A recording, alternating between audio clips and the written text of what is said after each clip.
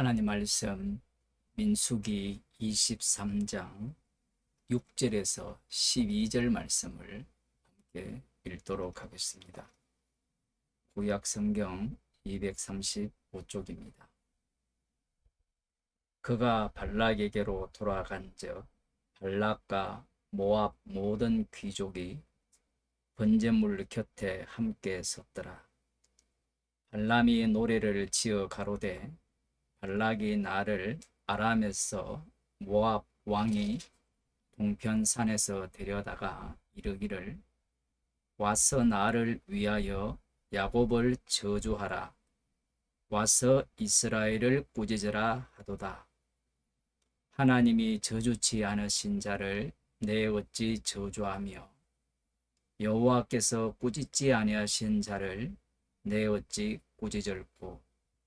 내가 바위 위에서 그들을 보며 작은 산에서 그들을 바라보니 이 백성은 홀로 처할 것이라. 그를 열방 중의 하나로 여기지 않으리로다. 야곱의 티끌을 네 능히 계산하며 이스라엘 4분의 1을 네 능히 계수할꼬. 나는 의인의 죽음같이 죽기를 원하며 나의 종말이 그와 같기를 바라도다 하매 발락이 발람에게 이르되 그대가 어찌 내게 이같이 행하느냐. 나의 원수를 저주하라고 그대를 데려왔거늘 그대가 온전히 축복하였도다.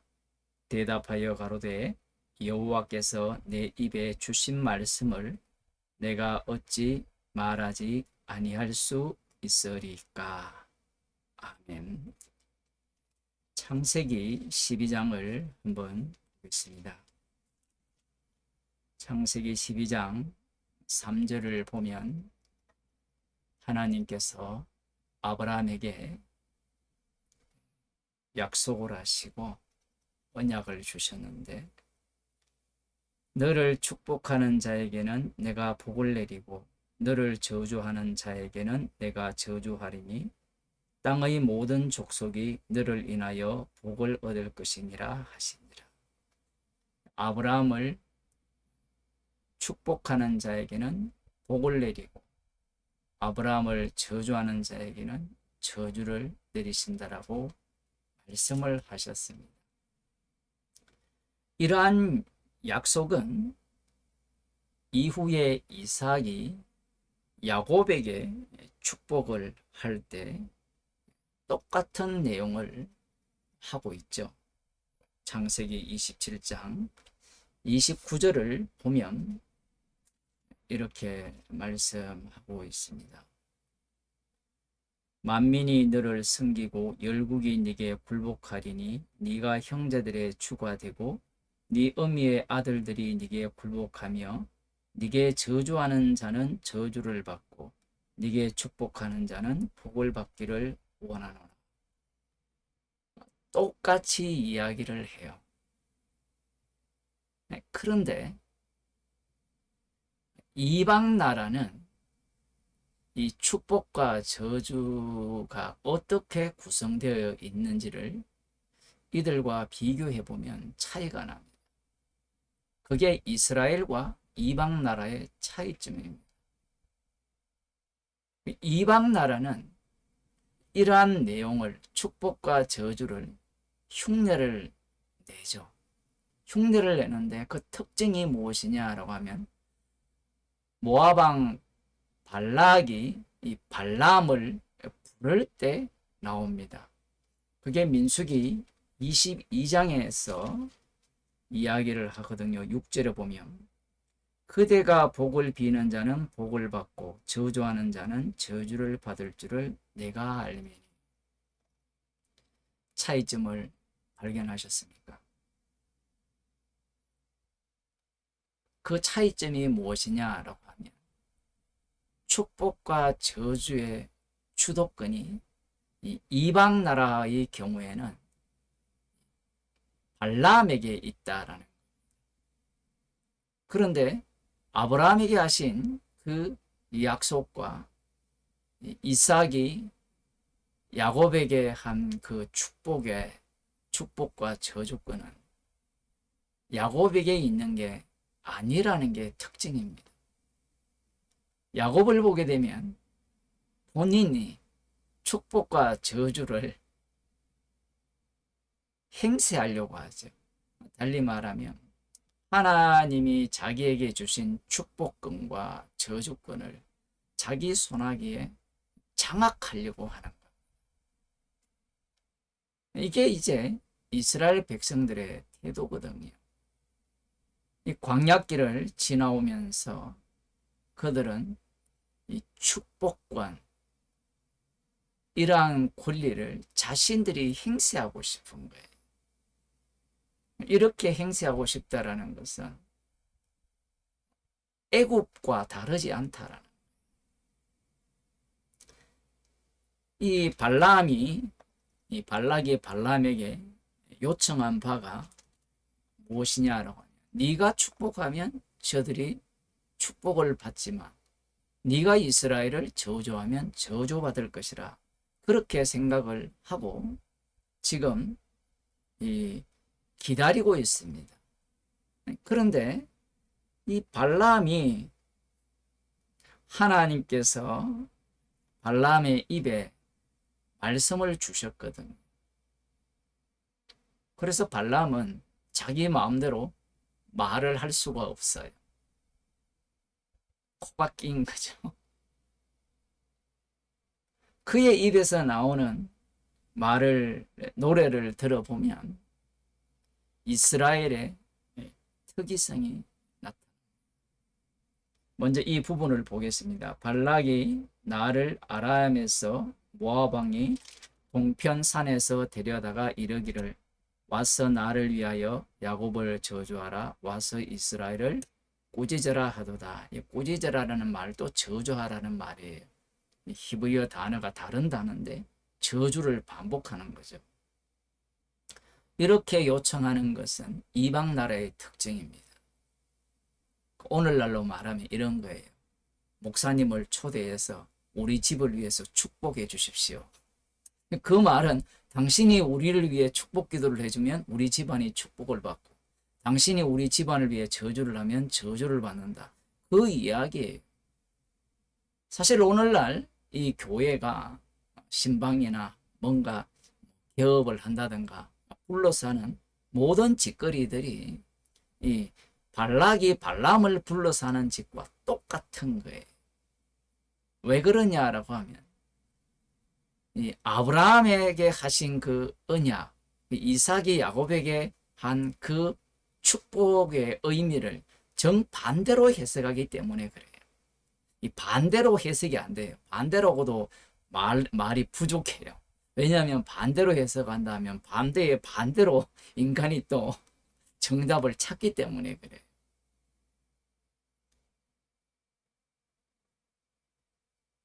놀라운 것은 이렇게 축복하라, 저주하라 이렇게 말을 했을 때 하나님이 저주치 아니하신 자를 내 어찌 저주하며 여호와께서 꾸짖지 아니하신 자를 내 어찌 꾸짖을꼬 저주할꼬. 여러분이 광야 이스라엘을 보셨잖아요. 여호와 하나님께서 이스라엘을 심판하십니까? 하지 않습니까? 그들에게 저주를 내립니까? 안 내립니까? 지금 이 시점은 모세 외에는 이 출애굽 세대들이 여호와의 손에 의해서, 물론 갈렙과 여호수아가 남아있지만 모두가 다 대부분 진멸당한 상태입니다. 그런데 이 발람의 입에서 나오는 것은 여호와께서 저주치 않는 자는 저주할 수 없다라고 이야기를 해요. 외부에서 볼 때 이스라엘을 관찰을 해보면, 이스라엘을 대상으로 또 관찰을 해보면 그들이 여호와께 저주를 받았거든요. 심판을 받았단 말입니다.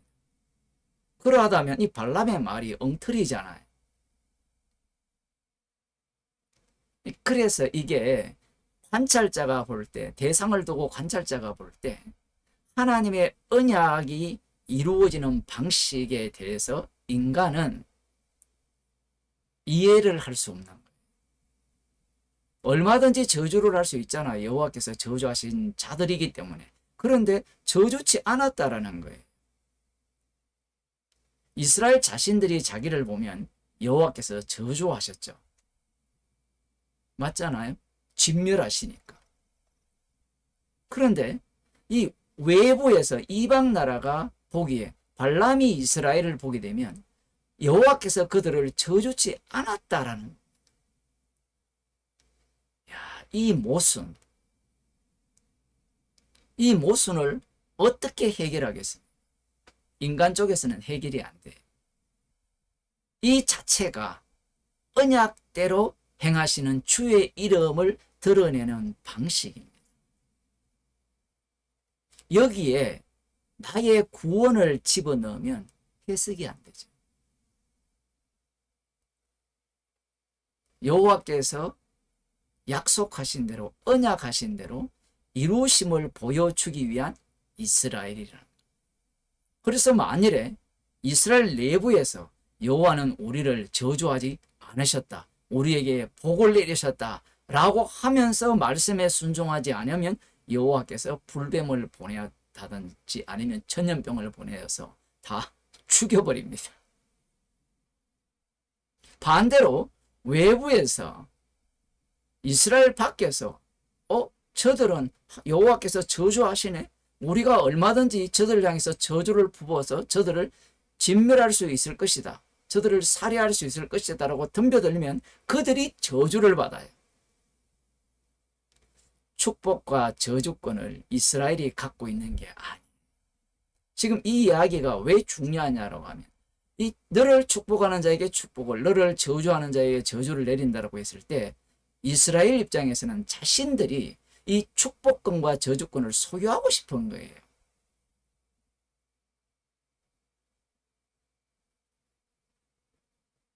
이 인간의 악마성이죠. 그런데 하나님께서는 언약을 주십니다. 그래서 그 말씀이 이루어지는 현장으로 그들을 만들어냅니다. 계속해서. 지금 발람은 당황할 수밖에 없는 거예요. 그들의 이야기를 다 들었잖아요. 분명히 저주했는데 하나님이 자기 입에 넣어준 말씀은 하나님이 저주치 아니한 자를 내 어찌 저주하며 여호와께서 꾸짖지 아니한 자를, 여호와께서 저주치 않는 자를 내가 어찌 저주할꼬, 이렇게 이야기를 나누는 거예요. 모순되는 이야기를 내뱉는 거예요.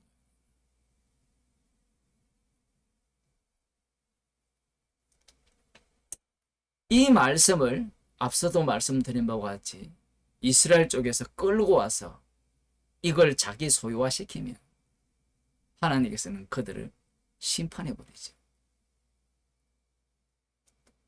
얼마나 충격적인 말씀입니다. 이스라엘이 원하는 바는 하나님의 이 약속하신 축복과 저주를 자기 소유로 삼고 싶은 거예요. 많은 인간들이, 예수 믿는다고 하는 사람들이 성경을 읽으면서 이 논리적으로 내가 장악할 수 있는 그러한 신학이나 신앙을 찾고 싶어 해요. 그걸 갖고 싶어 하거든. 그런데 이렇게 말해버리면 어쩌란 말입니까? 나와거든요. 그게 복음이에요. 우리는 이 복음의 세계에 들어갈 수가 없어요. 그게 로마서 이야기고.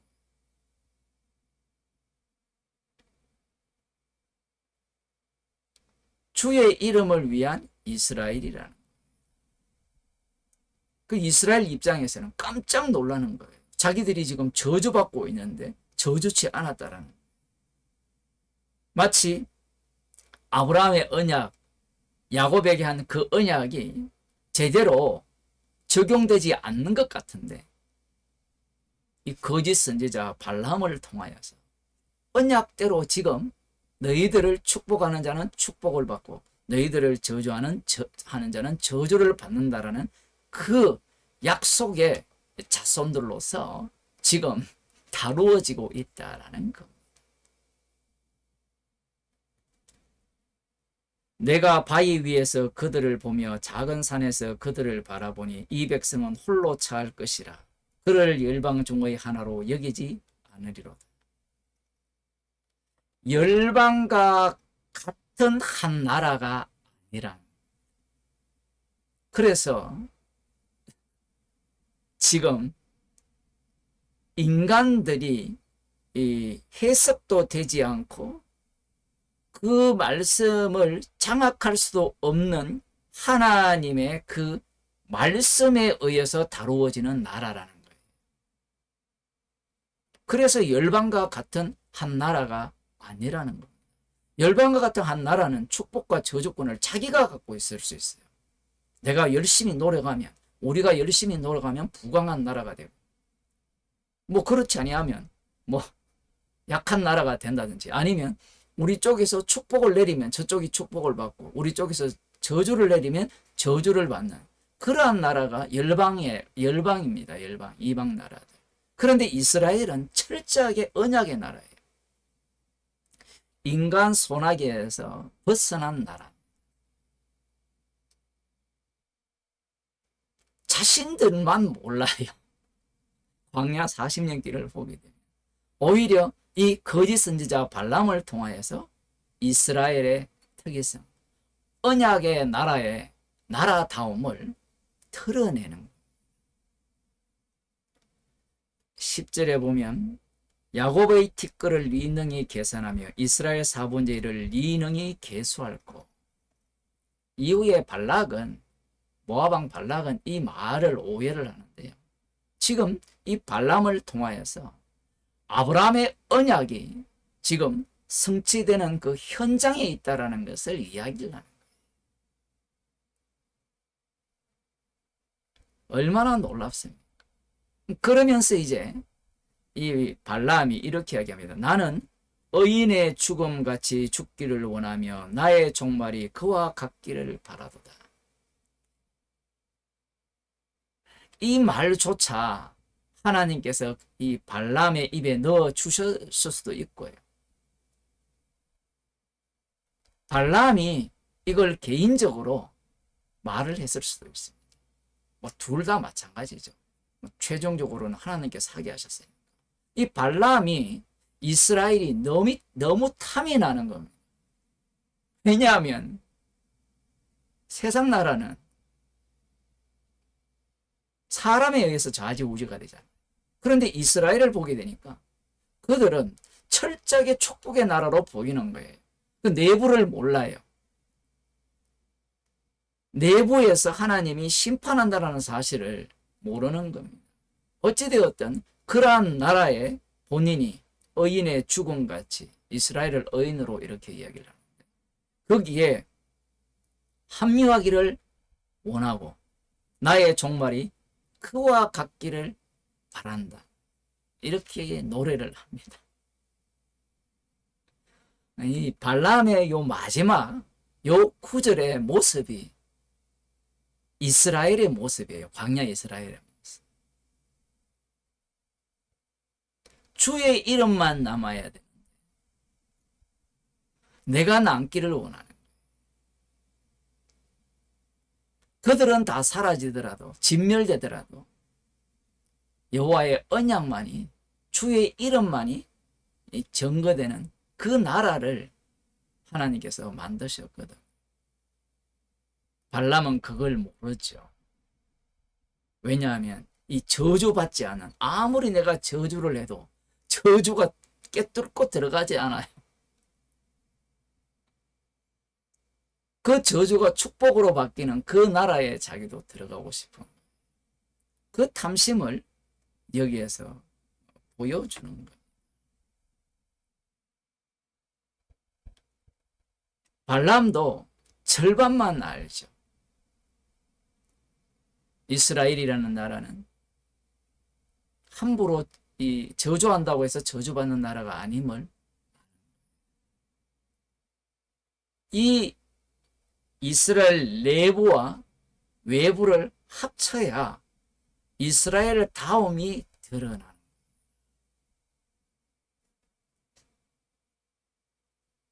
만일의 내부에서 우리는 축복받은 자야, 우리가 축복하면 저들이 축복을 받고 우리가 저주하면 저주를 받을 거야.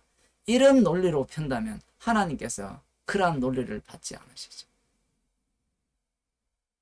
이 내부와 외부를 합쳐야만 이스라엘다운 면모가 보입니다.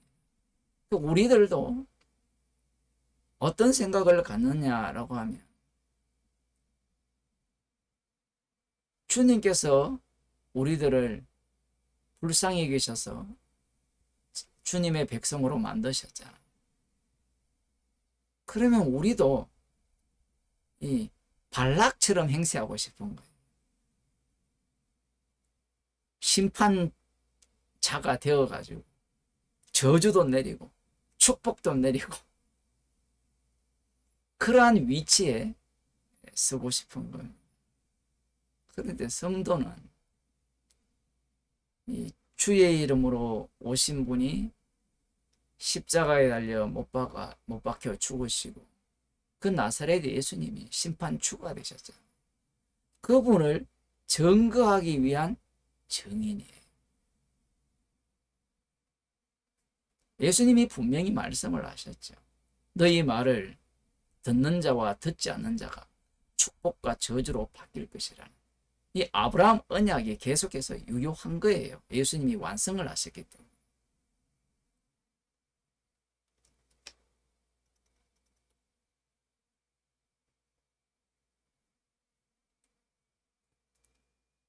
누가복음 6장 29절을 보고 마치도록 하겠습니다.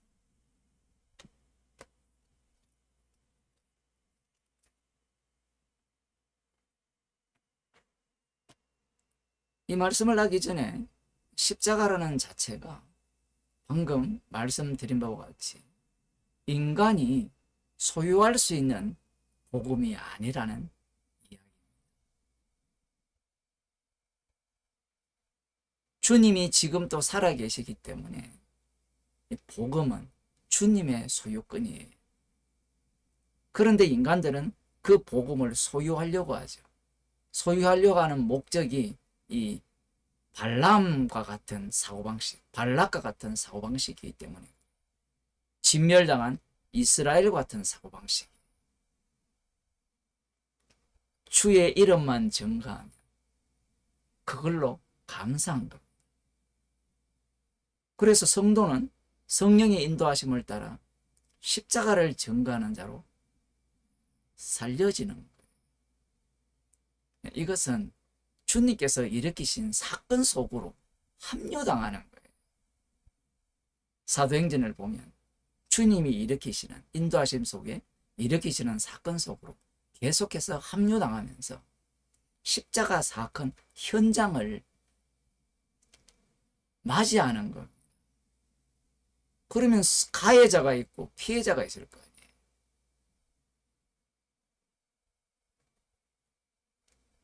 그래서 성도는 십자가를 자랑하는 거예요. 누가복음 6장 29절을 보면 예수님께서 이렇게 말씀합니다.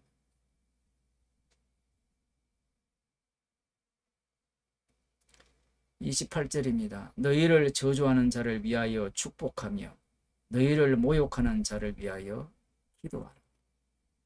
아마 자신이 왕이 되고 싶은 그러한 사람들은 내가 하나님의 자녀인데 나를 저주했으니까 너 저주받을 거야 이러고 싶을 거예요. 그런데 성령의 인도함을 받는 사람은 이 말씀 속으로 합류를 당합니다. 너희를 저주하는 자를 위하여 축복하며 너희를 모욕하는 자를 위하여 기도하라. 이 말씀 앞에 성도는 죄인이 되고 이 말씀에 합류당함으로 말미암아 이러한 기도가 나옵니다. 성도는 십자가의 정인이지 자신이 주도권을 갖고 나 잘났다, 나 영광 받아야 돼, 나 존경 받아야 돼, 나 인정받아야 돼, 그러한 위치에 있는 자가 아니라는 것. 주님께서 저희들을 주님의 증인으로 만드셔서 날마다 우리를 부인하게 하시고 십자가의 증인으로 삼아주심을 감사드립니다. 복음은 우리가 소유하는 것이 아니라 복음을 주심으로 말미암아 복음의 증인으로 살려짐을 감사하는 저희들이 되게 하여 주옵소서.